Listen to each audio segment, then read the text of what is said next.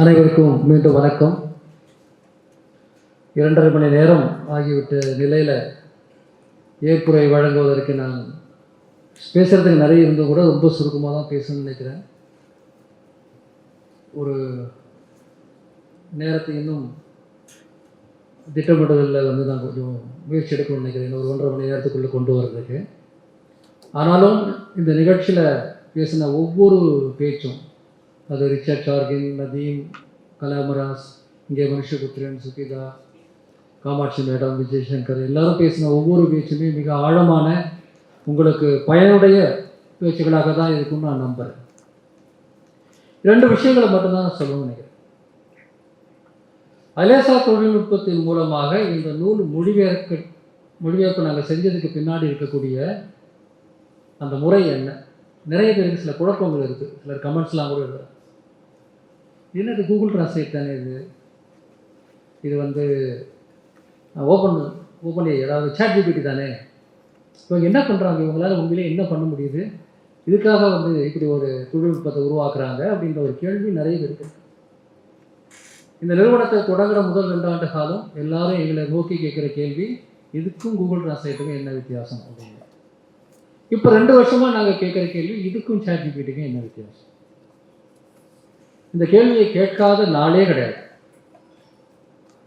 நண்பர்களே, அலேசா என்கிறது ஒரு ஏஐ பிளாட்ஃபார்ம். தொழில்நுட்பத்தை 2ஆக பிரிச்சுக்கணும். நான் ஒரு உதாரணம் சொல்கிறேன், ஏன்னா இது மிக முக்கியமாக நான் சொல்ல வேண்டிய ஒரு விஷயம். இப்போ மைக்ரோசாஃப்ட், மேக், லினக்ஸ் இதெல்லாம் ஆப்ரேட்டிங் சிஸ்டம்னு சொல்லுவோம். அதுவும் தொழில்நுட்பம் தான். அந்த ஆப்ரேட்டிங் சிஸ்டத்தின் அடிப்படையில் நீங்கள் ஒரு சிஆர்எம் அல்லது ஒரு டிசைன் டூல், இன்றைக்கி நம்ம பார்க்கக்கூடிய எத்தனையோ சாஃப்ட்வேர், எம்எஸ் ஆஃபீஸ் எல்லாமே அதுக்கு மேல் கட்டமைக்கப்படக்கூடிய அப்ளிகேஷன்ஸ். அலேசாவை நாங்கள் என்ன செய்கிறோம்னா, அதனுடைய அடித்தளத்தில் கூகுள் டிரான்ஸ்லேட்டோ, மைக்ரோசாஃப்ட் டிரான்ஸ்லேட்டரோ, சாட் ஜிபிடியோ, கிளாடோ, ஜெமினையோ, ஏதோ ஒரு ஃபவுண்டேஷன் மாடல், நிறைய ஆப்ஷன்ஸ் இருக்குது. நீங்கள் போய் செலக்ட் பண்ணலாம். உங்களுக்கு பிடிச்ச ஒரு மெஷின் டிரான்ஸ்லேஷன் டூலை நீங்கள் அலேசாவில் செலக்ட் பண்ணிக்கலாம். அதை நாங்கள் எடுத்துக்கொள்கிறோம். அந்த தொழில்நுட்பத்துக்கு மேலே, கீழே, பக்கத்தில், அடியில் எல்லா இடங்கள்லையும் நாங்கள் வேலை செய்வோம். இன்னமும் எளிமையாக சொல்ல போனால், இந்த ஃபவுண்டேஷன் மாடல்ஸ் அல்லது டிரான்ஸ்லேஷன் என்ஜின்ஸ் எல்லாமே எங்களுக்கு ஒரு ரா மெட்டீரியல் போல தான். அதெல்லாம் பாஸ்மதி ரைஸ். ஆனால் உங்களுக்கு நான் தர வேண்டியது பிரியாணி. பாஸ்மதி ரைஸுக்கும் அதில் சிக்கன் பீசஸுக்கும் பிரியாணிக்கு இடையில் என்ன வேலைலாம் பண்ணணும், அத்தனை வேலையும் செய்வதற்கான ஒரு பிளாட்ஃபார்ம் தான் நாங்கள் உருவாக்குறோம். ஏன்னா தமிழுக்குன்னு சொல்லிட்டு ஒரு இலையில உருவாக்க முடியாது. தமிழுக்குன்னு ஒரு மெஷின் டிரான்ஸ்லேஷன் என்ஜின் உருவாக்குறதுக்கு 30 வருஷமாக போராடிட்டு இருக்கோம். இந்தியாவிலே முதலில் மெஷின் டிரான்ஸ்லேஷன் சிஸ்டம் உருவானது தமிழ் மொழியில் 84வது ஆண்டு தஞ்சை தமிழ் பல்கலைக்கழகத்தில். அண்ணா யூனிவர்சிட்டியில் இல்லை, ஐஐடியில் இல்லை, எந்த இன்ஜினியரிங் காலேஜ்லையும் இல்லை. அது உருவானது ஒரு தமிழ் பல்கலைக்கழகம் தஞ்சாவூரில் பேராசிரியர் வி சுப்பிரமணியத்தின் தலைமையில். அவங்களுடைய விஷனரி மனசில் ஏற்பட்ட இதில் Russian to Tamil machine translation system 84வது வருஷம் உருவாக்குனாங்க. எத்தனை ஆண்டு காலம் கழிச்சு நம்ம பேசலாம்.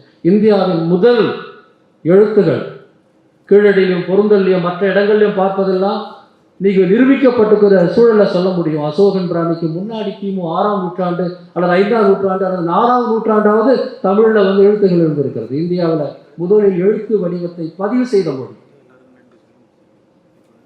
1500களில் இந்திய துணைக்கண்ட முழுக்க சேர்த்து பார்த்தாலும் கூட முதலில் அச்சேரிய மொழி தமிழ் மொழி. முதல்ல லிஸ்பன்ல, அதன் பிறகு தமிழ்நாட்டில்.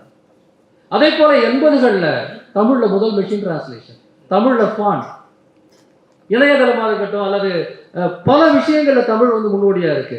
அதே போல செயற்கை நுண்ணறிவு யுகத்திலும் தமிழ் முன்னோடியாக இருக்கணும்னா நிறைய செய்ய வேண்டியிருக்கு.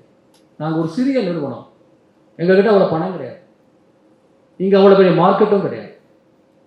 தமிழுக்காக ஒரு 10 கோடி ரூபா போட்டு ஒரு சிஸ்டத்தை உருவாக்கினா வாங்குவதற்கு யார் இருக்கிறாங்க? 30 வருஷமாக அந்த மொழிபெயர்ப்பு துறையில் போராடி கொண்டிருக்கோம். எனவே நாங்கள் என்ன செஞ்சுருக்கோம்னா, அந்த LLM அல்லது மெஷின் டிரான்ஸ்லேஷன் என்ஜின்ஸை எடுத்து அதில் கலை சொல்லாக்கம், இலக்கணம் சார்ந்து பல விஷயங்களை நாங்கள் புகுத்தி அதனுடைய ஒரு மேலே ஒரு அடுக்கு, ஒரு லேயர் மாதிரி அதை சேர்த்து செய்கிறோம். இதை வந்து மெஷின் டிரான்ஸ்லேஷன், போஸ்ட் எடிட்டிங்னு முன்னாடி சொன்னாங்க. இப்போ ஏஐ டிரான்ஸ்லேஷன், ஹியூமன் ரிவ்யூ அல்லது ஹைபிரிட் டிரான்ஸ்லேஷன் என்று சொல்கிறார்கள். ஐரோப்பிய மொழிகளை பொறுத்த வரையில் வந்து கோடிக்கணக்கான டேட்டா இருக்கிறதுனால அவங்களால சுலபமாக செய்ய முடியாது. இந்திய மொழிகளில் வந்து லோ ரிசோர்ஸ் லாங்குவேஜ்னு சொல்லுவாங்க, அவ்வளவு தரவுகள் கிடையாது. இந்த புத்தகத்தை நான் மொழிபெயர்த்த போது ஒரு விஷயத்தை மிக தெளிவாக நான் புரிந்து கொண்டேன். ரொம்ப நாள் பிறகு டிரான்ஸ்லேட் பண்ணது நான் பண்ணல, ஏஐ தான் பண்ணது. நான் எடிட் பண்ணேன்.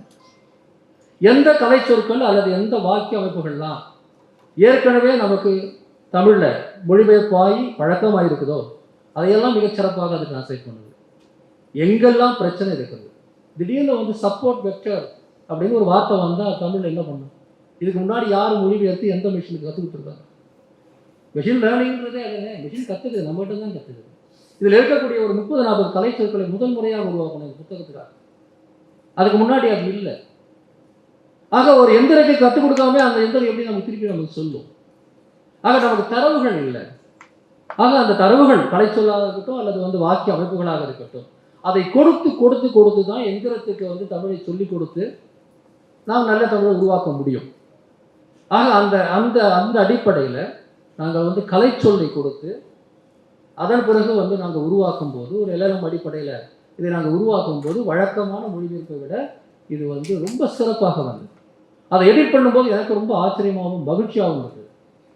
முன்னாடிலாம் ஒரு எம்டி டிரான்ஸ்லேட் எடிட் பண்ணணும் அப்படிங்கிறது தண்டனையாக இருக்கும். அதை விட நாமே எழுதிட்டு போயிடலாங்கிற எண்ணம் தான் ஒரு டிரான்ஸ்லேட்டருக்கு வரும். ஆனால் இதில் வந்து பத்தியாக நான் ஒரு சில இடங்களில் தான் நான் வந்து மாற்ற வேண்டியிருந்தது. சொல்லப்போனால் அந்த ஸ்மூத்னஸ் இல்லை, இன்னும் கொஞ்சம் வரணும். சின்ன சின்ன சின்ன பார்ட்டிகிள்ஸில் ப்ராப்ளம் இருந்தது. இதெல்லாம் இன்னும் 2 வருஷம் சரியாயிடும். ஆக நாங்கள் செய்யக்கூடிய பணி சிறந்த உள்ளடக்கம் தமிழுக்கு வர்றதுக்கான ஒரு பாதையை போடக்கூடிய பணி தான், வேற ஒன்றும் இல்லை. ஆனால் அதை அப்படியே போட்டுட்டு நீங்கள் வந்து சப்ஸ்கிரைப் பண்ணி வாங்கிக்கின்றதுக்காகலாம் இந்த நிகழ்ச்சி நாங்கள் நடத்தலை. நான் மனுஷபுத்திரர் இருக்கிறார், அவர் இருக்கும்போதே நான் சொல்ல விரும்புகிறேன். காமாட்சி மேடம் இருக்கீங்க.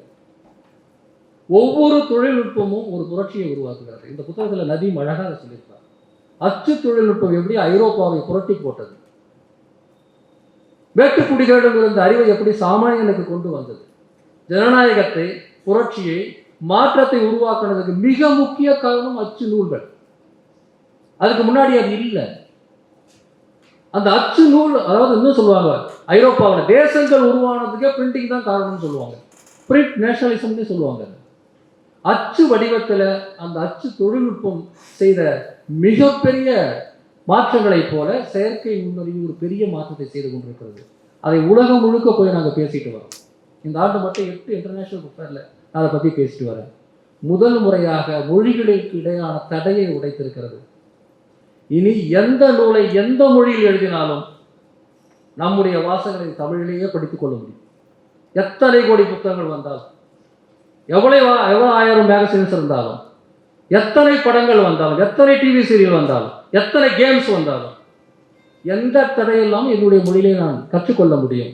அது மட்டும் இல்லை, எல்லா தமிழ் நூல்களையும் எல்லா மொழிகளிலும் அவர்களுக்கு படிக்க முடியும். இப்படி ஒரு மாற்றம் உருவாகும் போது நாம் முன்னோடியாக அதில் சென்று நம்ம வேலையை செய்யணும். யாரும் நம்ம செஞ்சு கொடுக்க மாட்டாங்க. மைக்ரோசாஃப்டும் கூகுளும் மெட்டாவும் அத்தனை பேருமே அடித்தளத்தில் நம்ம டேட்டாவெல்லாம் ஏற்கனவே எடுத்து எல்லாம் பண்ணிட்டாங்க. ஆனால் இங்கே ஒரு சந்தை கிடையாது. அதுக்கு மேலே அவங்க செய்ய மாட்டாங்க. சீன மொழியிலிருந்து ஆங்கிலத்துக்கு மொழிபெயர்த்தா 98% அக்யூரசி, பிரெஞ்சிலிருந்து ஜெர்மனுக்கு மொழிபெயர்த்தா 98% அக்யூரசி. ஆனால் தமிழ்ல இருந்து ஆங்கிலத்துக்கு, ஆங்கிலத்திலிருந்து தமிழுக்கு வந்தால் 80, 85, 75. போராடுகிறோம். தமிழுக்கு மட்டும் இல்லை. இங்கே ஒரு காணொலி, 1 நிமிட காணொலி பார்த்துருப்பீங்க. லெர்மான்கிற ஒரு கம்பெனிக்கு அவங்க புக்ஸை நாங்கள் டிரான்ஸ்லேட் பண்ணியிருக்கிறோம் எல்எஸ்ஆ மூலமாக.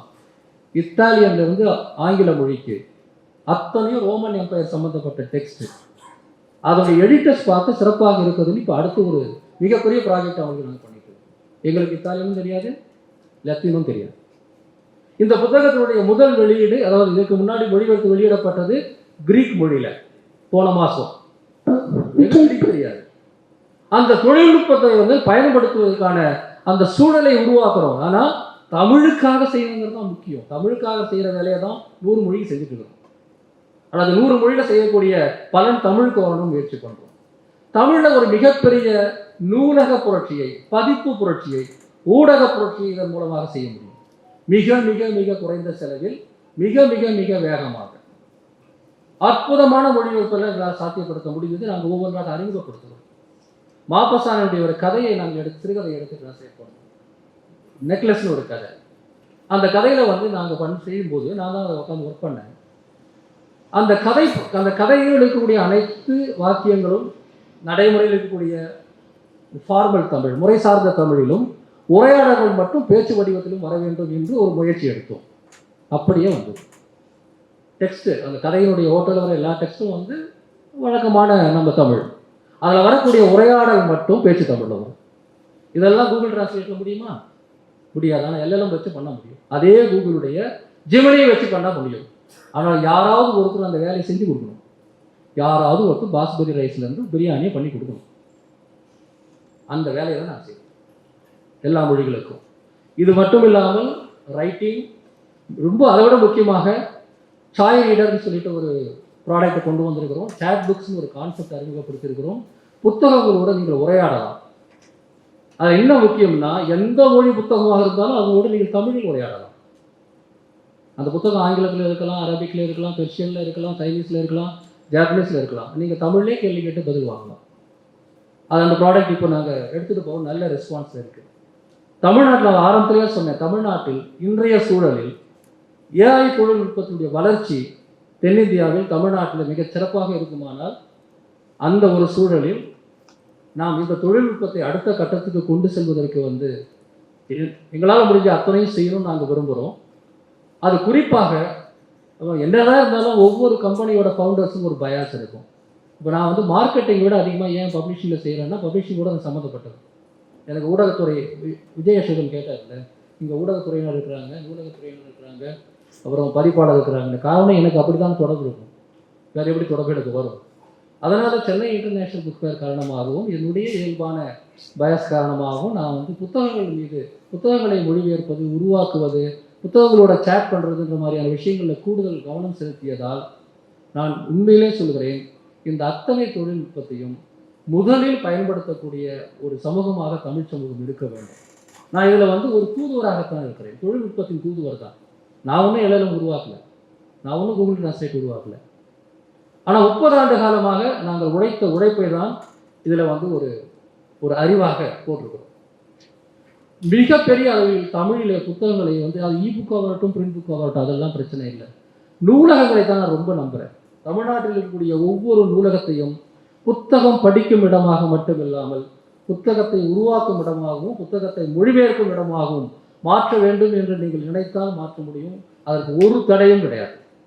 அது சாத்தியம். அது இந்த ஆட்சியில் சாத்தியம் முடியும். நிச்சயமாக அது செய்ய முடியும். உங்கள் அனைவருக்கும் என்னுடைய நன்றி. இந்த புத்தகம் மட்டும் இல்லை, ஒரே ஒரு அறிவிப்போடு முடிக்கணும்னு நினைக்கிறேன். இதற்கு அடுத்து ஏஐ பயன்படுத்தி புத்தகம் எழுதுதல், அதாவது அதுக்கான ரிசர்ச், புத்தகம் எழுதுதுன்னா அந்த பிரெயின் ஸ்டார்மிங், புத்தகம் எழுதுதலுக்கான ஆராய்ச்சி, பிரெயின் ஸ்டார்மிங், புத்தகத்தை மொழிபெயர்த்தல், புத்தகத்தை வடிவமைத்தல் உட்பட பல்வேறு விஷயங்களுக்கு நாங்கள் பல நிகழ்ச்சிகளை நடத்த இருக்கிறோம். ஒவ்வொரு துறையிலும் அறிவுள்ளவர்கள் நிறைய பேர் இருக்கிறீங்க. அதை ஒரு புத்தகமாக மாற்றுவது அல்லது அந்த துறையை சேர்ந்த ஒரு புத்தகத்தை மொழிபெயர்ப்பதற்கு உங்களால் தான் முடியும். ஆனால் உங்களுக்கான ஒரு எனேபிள்மெண்ட் ஒன்று செய்ய வேண்டியிருக்கு. அதை செய்ய விரும்புகிறோம். அது மட்டும் இல்லாமல் எல்லா தொழில்நுட்பம் நவீன துறைக்குமான கலை சொல்லாக்கம் தொடர்பாக சொல்லாக்கத்தான் அப்படின்னு ஒரு பெயரில் ஒரு நீண்ட ஒரு 6 மாதத்துக்கு நாங்கள் சில நிகழ்ச்சிகள் நடத்துகிறோம். தொழில்நுட்பத்துறையில் ஹேக்கத்தான் அப்படிங்கிறது ரொம்ப பாப்புலர். ஹேக்கத்தான் அப்படின்னா நம்ம டெவலப்பர்ஸ்லாம் சேர்ந்து ஒரு தொழில்நுட்பத்தை அடுத்த கட்டத்துக்கு கொண்டு போகிறதுக்கு, கற்றுக்கிறதுக்கு பல முயற்சிகள் பண்ணுவாங்க. அந்த ஹேக்கத்தானையே கொஞ்சம் மாற்றி ஆக்கத்தான், சொல்லாக்கத்தான் அப்படின்னு சொல்லிட்டு ஒரு ப்ரோக்ராம். இந்த புத்தகத்தில் மட்டும் நான் ஒரு 20 புதிய சொற்களை கம்பைல் பண்ணியிருக்கோம், இல்லை அறிமுகப்படுத்தியிருக்கோம். எப்படி இருந்தாலும் சரி, இதே போல் பல்வேறு துறைகளில் நம்ம செய்ய வேண்டியிருக்கிறது. அதையும் நூலகத்துறையோடும் மற்ற துறையோடு சேர்ந்து செய்தால், அண்ணா நூலகத்தில் செய்தால் அது ரொம்ப சிறப்பாக இருக்கும். அதை தொடர்ந்து செய்ய விரும்புகிறோம். இது ஒரு இயக்கமாக, செந்தமிழிலிருந்து செய்தமிழுக்கான ஒரு இயக்கமாக இதை கொண்டு செல்ல வேண்டும். அதற்கு உங்களுடைய ஆதரவு வேண்டும் என்பதற்காகத்தான் இந்த நிகழ்ச்சியே நடத்தப்பட்டது. ஒரு புத்தகத்தை வெளியிடுவது என்பது மட்டும் நோக்கம் இல்லை, இதை எடுத்து செல்வதற்கான ஒரு ஆதரவு எங்களுக்கு வேணும். தொடர்ச்சியாக இந்த பயணத்தில் நாம் இணைந்து செயல்படுவோம். இந்த அனைவருக்கும் நன்றி. நேரம் கருதி நான் அதோடு சுற்றுகிறேன். அனைவருக்கும் நன்றி. குறிப்பாக அண்ணா நூலகம் கொடுத்த அத்தனை வசதிகளுக்கும் உங்களுக்கு சிறப்பான நன்றி. இவ்வளவு நேரம் இருந்து கேட்ட உங்கள் அனைவருக்கும் இந்த மனமார்ந்த நன்றி.